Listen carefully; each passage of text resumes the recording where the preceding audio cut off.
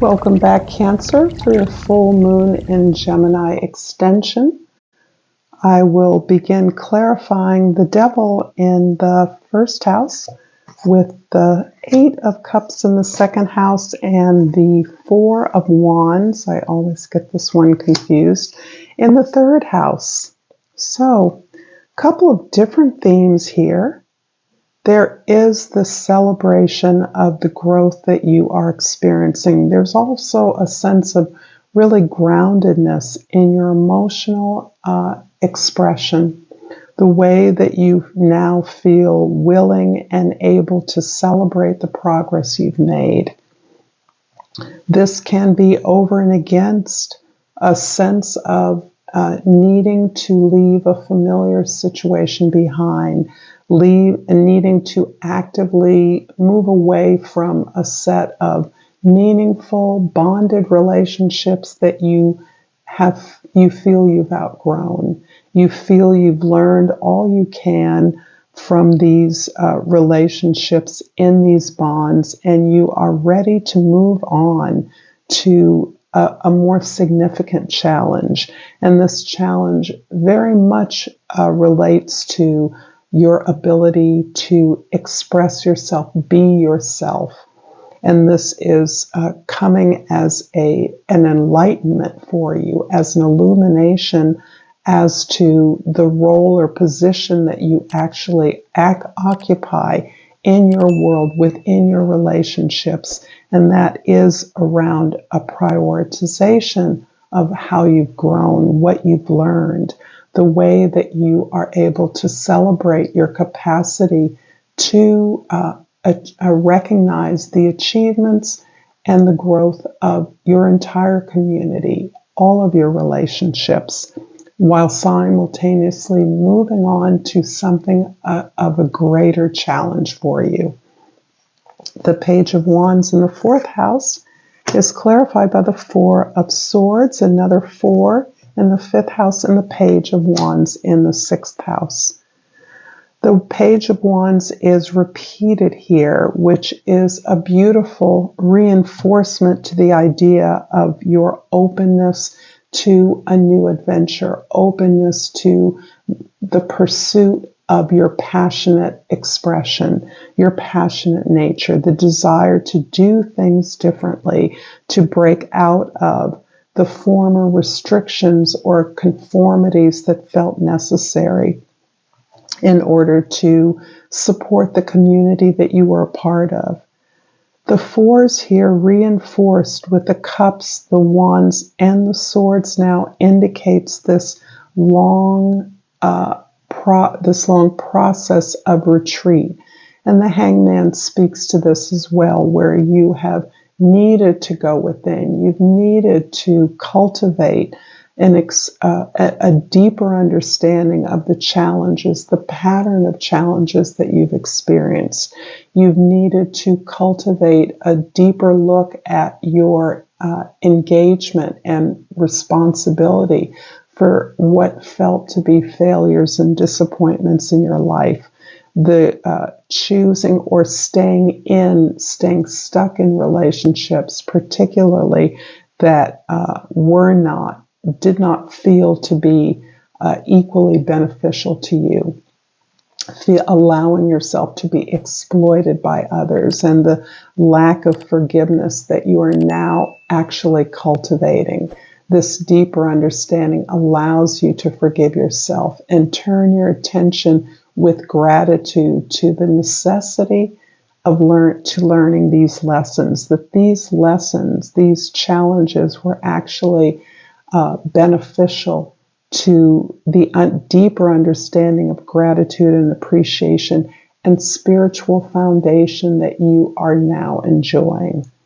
This does indicate a lot of the necessity for a lot of rest, a lot of personal healing, a lot of retreat from the customary, ordinary world, perhaps a comfort in your own company, reviewing your past experiences in a way that allows them to unfold for you. In the seventh house, the 4 of Cups is clarified by the Temperance in the 8th house and the Hangman in the 9th house. So the Temperance is reinforcing this idea of deep healing, really a willingness to balance. We have that at your midheaven, the 6 of Pentacles, about weighing, balancing, evening out, harmonizing your relationships. And this points particularly to sharing resources. Again, that's emphasized, but how you are healing your physical body. And healing your physical body can include an acceptance of your weaknesses as well as an acceptance of your strengths, how we balance what we do well, where we're strong with where we aren't, and where we fit and position ourselves in relationships in our communities so that we can bring healing support to those areas of weakness, learn about those, something you have come to celebrate, and where we can implement from a place of strength so that we are supporting others in their progress, in their ability to learn and grow.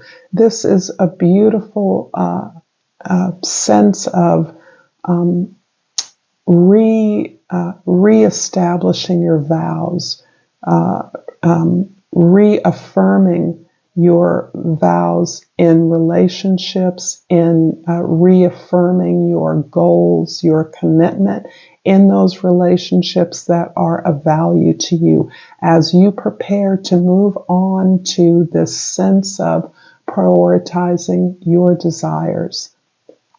All of this healing work has been necessary to get to that place of knowing what your dream is, gaining the capacity to pursue your dreams has meant uncovering those dreams from a lot of the conditioning or physical material restrictions and limitations that you have experienced, perhaps through your body, through your environment.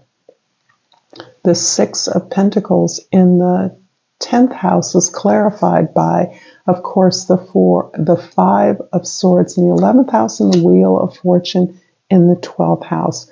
Wow.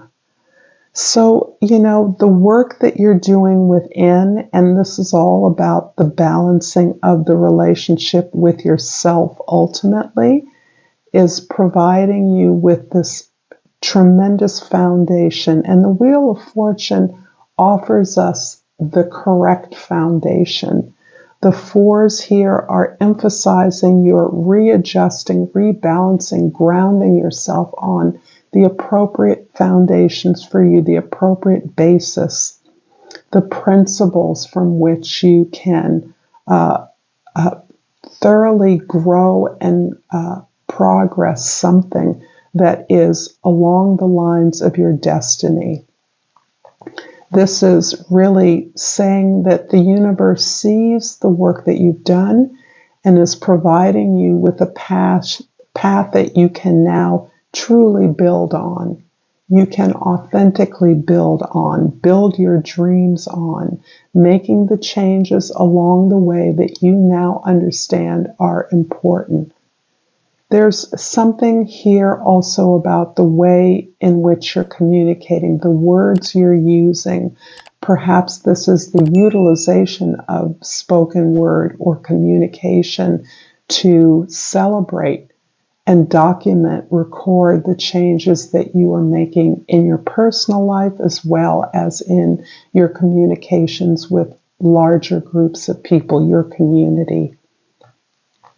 I'm going to finish this up, Cancer, with a flora and fauna of Africa to kind of connect with the animals and plants of the motherland. And I've pulled the Komodo dragon. And the plant that accompanies the Komodo dragon is the oak. You can see the beautiful oak leaves there. And the key word is steadfastness. The Komodo dragon card reads, "It's time to make an important decision. Trust your instinct and don't waste time doubting yourself.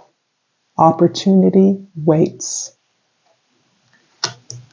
I love this for you. Thank you so much, Aquarius, or Cancer. I'm sorry. Until next time, namaste.